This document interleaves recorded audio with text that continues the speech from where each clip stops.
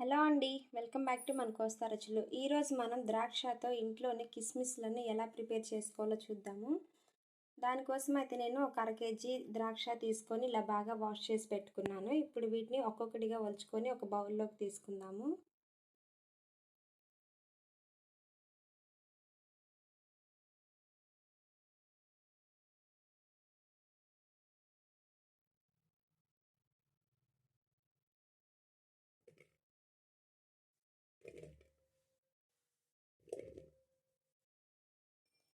ఇలా అన్నీ ఒక బౌల్లోకి యాడ్ చేసుకున్న తర్వాత ఇప్పుడు ఇందులోకి ఒక 2 గ్లాసెస్ వాటర్ అయితే యాడ్ చేస్తున్నాను.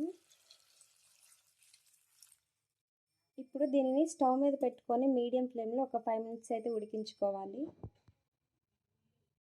ఇలా పెట్టేసుకొని ఒక 5 మినిట్స్ వరకు ఉడికించుకోవాలండి. 5 మినిట్స్ ఇలా ఉడికించుకున్న తర్వాత స్ట్రైనర్ హెల్ప్తో ఈ వాటర్ అంతటిని వంపేసేయాలి.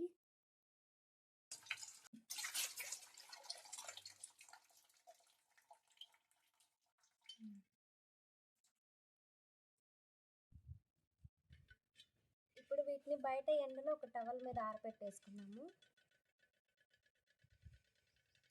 ఇలా దూరంగా జరుపుకుంటూ ఆరబెట్టేసుకోండి. ఇవి పూర్తిగా ఎండడానికి 3 to 4 డేస్ అయితే పడుతుందండి.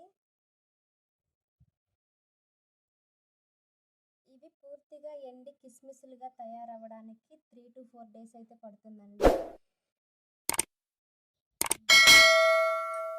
ఇలా ఆరబెట్టేసుకున్నాం కదా, ఇప్పుడు దీని మీద ఎలాంటి డస్ట్ పడకుండా మళ్ళీ దీనిపైన కూడా టవల్ కప్పేద్దాం. ఇలాగా ఇదే విధంగా 3 to 4 డేస్ అయితే ఇలా ఆరబెట్టేసుకోవాలి ఎండలో.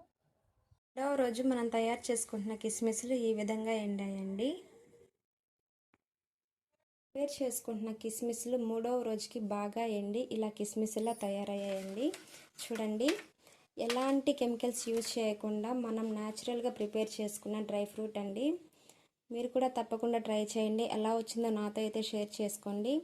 అంతకంటే ముందుగా మీరు ఈ వీడియోని లైక్ చేయండి, షేర్ చేయండి. ఇలాంటి మరిన్ని వీడియోస్ కోసం మన కోస్తా రుచుల ఛానల్ని తప్పకుండా సబ్స్క్రైబ్ చేసుకోవడం మాత్రం మర్చిపోకండి. Thanks for watching.